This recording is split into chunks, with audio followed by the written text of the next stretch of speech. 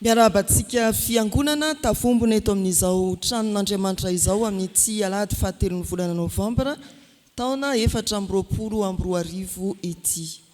Ho aminareo ane ny fahasoavana.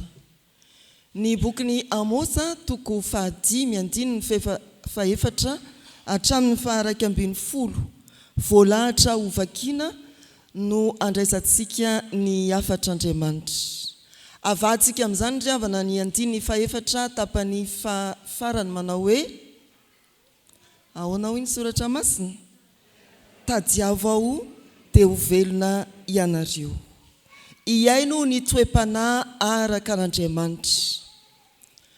Amosa raha mamaky manomboka any amin'ny toko voalohany isika dia mpaminany izay niran'Andriamanitra avy ao amin'ny firenen'Jody, izany hoe ny tapany atsimo, no nirana aminany any amin'ny tapany avaratra dia ny Israely. Amosa dia mpioty aviavy, mpiandriondry, izany hoe olona tena ambany, tantsaha, izany moa heverin'ny olona hoe ambany teo amin'ny fiarahamonina nisy azy. Saingy nantsoan'Andriamanitra mba hilaza hafatra amin'ny sarangan'olona rehetra. Rehefa mamaky ny bokin'ny Amosa isika dia voatoninao na ny mpitondra fanjakana, na ny mpitondra fivavahana, na ny vahoaka tsy ankanavaka. I Amosa raha dika ny heviny dia manao hoe entana, ary izany tokoa no iraka nampanaovan'Andriamanitra azy. Azo atao hoe ilay nitondra entana mavesatra izy. Akoatran'izay maizy azy teo am-piangana, mpioty aviavy, mpiandriondry, dia navantana hitondra afatra mafonja sady mavesatra izy. Anisan'izany ny teny hoe tadiavo aho dia ho velona ianareo hoy Jehova. Iany ny toe-panahy araka an'Andriamanitra. Rehefa mamaky ny 4 sy ny 5 ary ny 9 isika dia izao no hevitra izany andinin-tsoratra masina izany: tadiavo aho dia ho velona ianareo. Izany hoe akeke izao enohy ny sitrapoko mba ho fiainanareo. Akeke izao enohy ny sitrapoko mba ho fiainanareo. Tadiavo aho, tadiavo Andriamanitra. Rehefa mitady moa isika dia miteny indraindray manao hoe ao ve izy? Te hahita izany. Ny dikany voalohany dia ny hoe atao izay ahitanao an'Andriamanitra. Ity voambolany ity raha miainga amin'ny fototra dia mitovy dika amin'ilay Heroda romitra mitady an'i Jesoa zazakely mba ho vonoina. Tena azaina, karohana, hiazakazana, mahaliana ny ahitana azy. Aiza izay? Izay ilay fitaomana ataon'ny mpaminany eto. Tadiavo Andriamanitra mba ho hita ny masonao, mba ho tsapanao ny fanatrehany. Fiantsoana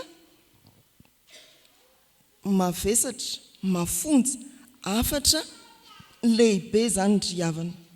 Nantsoana ny mpiarabenina tamin'ny Amosa mba hitady an'Andriamanitra maika ao anatin'ny fiarahamonina feno tsy fahamarinana, fa nitsakitsahana ny mahantra raha ny 9:10, fa nilikiliana ny anatra atao raha ny 10:10. Antsoany Amosa amin'izany. Mitady an'Andriamanitra. Izao vanim-potoana izao dia vanim-potoana fitadiavana zavatra be dia be. Mitady aiza no misy. Aiza no misy vahaolana momba ny zavatra samihafa manahirana. Aiza no misy vola. Aiza no misy namana mahatoky. Aiza no misy mpiara-miasa azo antoka. Aiza feno fanontaniana. Aiza no misy fiangonana. Aiza no misy toerana azo ipetrahana atao mpiangonana ho an'ireo tratraoriana. Fitadiavana daholo zany.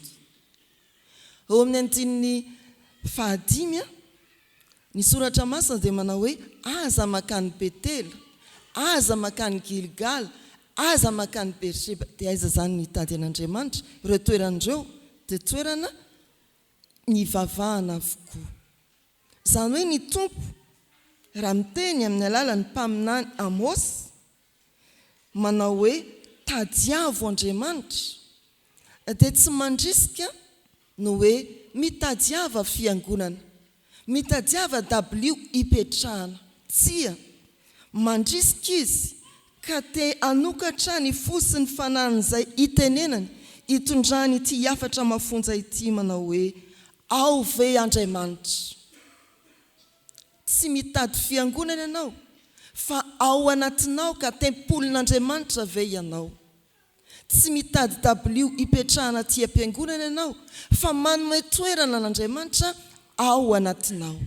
Tadiavo Andriamanitra, azao Andriamanitra, ao izy tadiavana, ao aminao, eo atokantranonao, eny amin'ny fiarahamonina, misy an'Andriamanitra ve ny fiainanao.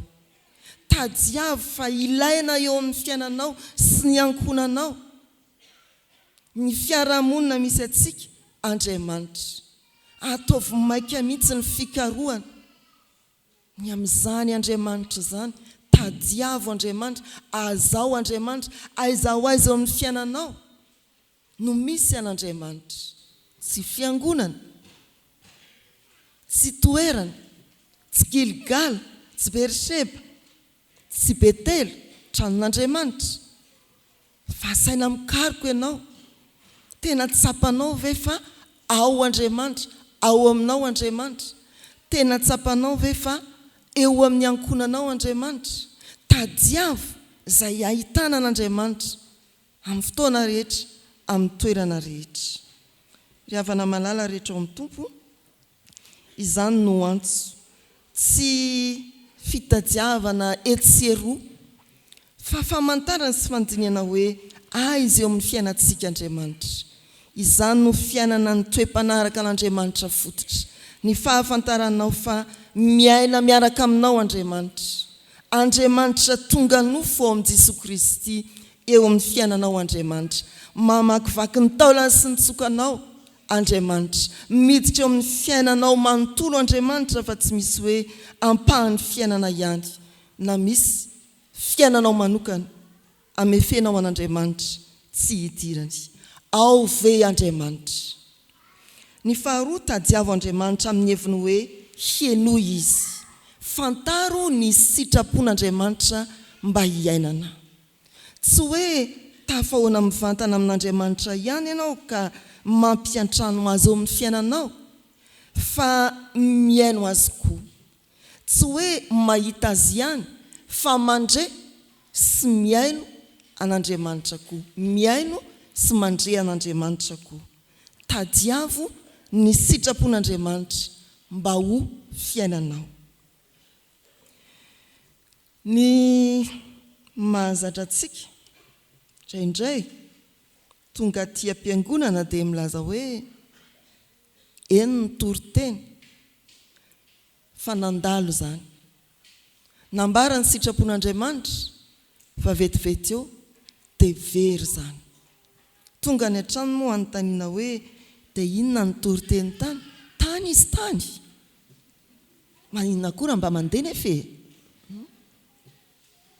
Fa ny atongavantsika tia Betela, tia Gilgal, tia Berseba, aty amin'ny fiangonana tahaka izao dia ny hiaino ny sitrapon'Andriamanitra, ahafana miaina an'izany mba ho velona isika. Ny hevin'ny faharoany amin'ny hoe mitady dia miaino sy mandray ny sitrapon'Andriamanitra ho fiainana. Ataovy mahay manongila tsofina amin'izay tian'Andriamanitra ambary ianao. Izay ilay hevitra mitady an'Andriamanitra. Hevitra faharoa amin'izao soratra masina izao. Ny fitadiavana an'Andriamanitra ry havana dia tsy mijanona eo amin'ny fiaonana amin'ny mivantana fa eo amin'ny fiainona azy indrindra koa izany no miantoka ny fiainantsika ny toe-panahy araka an'Andriamanitra. Inona moa izay hoe ianao nampiatran'ny tompo kanefa tsy nanaiky resahany na nanaiky iaino azy, dia tahaka ny vahiny ny fampijerijery tao an-trano fotsiny. Inona moa izay ianao nifankahita tamin'Andriamanitra dia mivoaka ny fiangonana dia miteny hoe amin'ny manaraka indray hiteo. Izay zany aloha ny androany. Ry havana malala, raha manao antsoavy mampitondra izao teny faminaniany Amosa izao indray, ny perikopa tamin'ity anio ity dia te hiantso antsika hikaroka an'Andriamanitra mba hahitantsika azy fa ao amin'ny fiainantsika indrindra Andriamanitra, mba hahitantsika azy amin'ny toerana rehetra misy atsika fa teny miaramonina amintsika Andriamanitra. Raha manao antsoavy, tadiavo ao dia ho velona ianareo. Izao andinin-tsoratra masina izao dia manasa antsika mba hangilatsofina amin'ny tenin'Andriamanitra, hampanjary izany ho fiainantsika. Dia hovalinao raha mifaran'izao afatr'Andriamanitra izao ny fanontaniana hoe ao aminao ve Andriamanitra, renao ve ny feony? Raha izany dia ho velona ianao. Ho an'Andriamanitra ny voninahitra. Amen.